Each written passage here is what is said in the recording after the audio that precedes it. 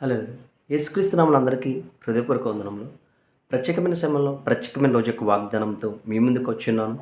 దేవుడు ఈరోజు మనకి ఇచ్చినటువంటి వాగ్దానము ద్వితీయోపదేశకాండము 31వ అధ్యాయము 8వ వచనము. నీ ముందర నడుచువాడు యెహోవా, ఆయన నీకు తోడై ఉండును, ఆయన నిన్ను విడువడు, నిన్ను ఎడబాయడు, భయపడకము, విస్మయం పొందకము. హల్లెలూయా. ఈ వాగ్దానం ద్వారా మనకి ధైర్యము కలుగునుగాక. ఈ వాగ్దానం ద్వారా మనకి విజయం కలుగునుగాక. ఆమేన్. ఎప్పుడైతే ఇచ్చిన వాగ్దానం పట్ల అడుగుతామో అడిగిన సమస్తాన్ని దేవుడు మనకి అనుగ్రహిస్తాడు. దేవుడు అనేకమైన వాగ్దానాలు చేస్తున్నాడు. ప్రతి వాగ్దానం నజరైన యేసుక్రీస్తు మనల్ని వారసులుగా చేసేస్తున్నాడు.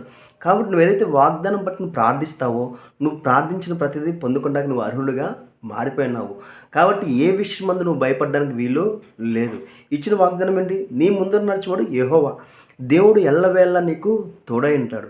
తండ్రికి కుమారుడికి తండ్రి ఎలా తోడై ఉంటాడో, తండ్రి కుమారుడి ఎల్లవేళ ఎలాగైతే చూస్తాడో అట్టి రీతిగానే దేవుడు కూడా క్రీస్తు ద్వారా మనల్ని అలాగ చూస్తున్నాడు.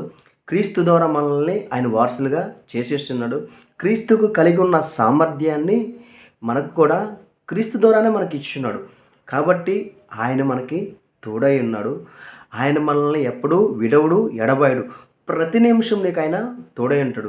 నువ్వు ఏ పరిస్థితిలో ఉన్నా సరే, ఈ పరిస్థితిలో నేను ఒక్కనున్నా, నేను ఇబ్బంది పడిపోతున్నా, నా పని అయిపోయింది అనుకోవడానికి వీలు లేదు. నీ ప్రతి పరిస్థితి అందు నీకు తోడై ఉన్నాడు నీ దేవుడే. ఆయన మీద విశ్వాసం ఉంచి, దేవా ఈ పరిస్థితిలో నాకు సహాయం చెయ్యి, నన్ను అందరూ వదిలేసి ఉన్నారు, నాకు ఏ సహాయం అందట్లా, నీ ద్వారా నాకు సహాయం కలగజేయను. ఎప్పుడైతే నువ్వు దేవుని యందు ప్రార్థిస్తావో ఆ పరిస్థితిలో దేవుడు నీకు సహాయాన్ని కలగజేస్తాడు. ప్రతి విషయం మందు నీకు ప్రొటెక్షన్ ఇస్తాడు. నువ్వు అడిగిన వాటికంటే, ఊహించిన వాటికంటే అత్యధికమైన కార్యాలు నీ జీవితంలో దేవుడు చేస్తాడు. కాబట్టి ఆయన మీద విశ్వాసం ఉంచి నువ్వు ఎప్పుడైతే ముందుకు వెళతావో ప్రతి దాంట్లో నీకు విజయము కలుగుతుంది. ప్రతి పరిస్థితి అందు నీకు తోడై ఉన్నవాడు నీ దేవుడు. నీకు దేవునితో సహవాసం ఎప్పుడు పెరుగుతుందంటే ఆయన్ని విశ్వసించినప్పుడు, ఆయన వాక్యాన్ని నువ్వు లోతుగా చదివినప్పుడు, అనుదినం నువ్వు ప్రార్థించినప్పుడు. నీ ప్రార్థన ఆయన నీకు దగ్గర చేస్తుంది. నీ ప్రార్థన నీ విజయానికి కారణము. నువ్వు విశ్వసించి ఏదైతే ప్రార్థిస్తావో, విశ్వసించి ప్రార్థించిన సమస్తాన్ని దేవుడు నీకు ఇస్తాడు. కాబట్టి ఈరోజు మనం విశ్వసించి ప్రార్థిద్దాము. మనకు కావాల్సిన ప్రతి ఒక్క సహాయాన్ని దేవుని వద్ద నుండే మనము పొందుకుందాము. ప్రార్థించుకుందామా? మహాప్రేమ గల తండ్రికి వందన స్తోత్రాలు చెల్లించుకున్నాం తండ్రి. ప్రతి ప్రయాణంలో మీరే తోడై నడిపించండి తండ్రి. వీడియో చూస్తున్న వారికి ఏ సహాయం కావాలి నాకైతే సమస్తం తెలియదు కానీ దేవా, నువ్వు సమస్తం తెలిసినవాడు తండ్రి. కావాల్సిన ప్రతి ఒక్క సహాయం అందచేయండి తండ్రి.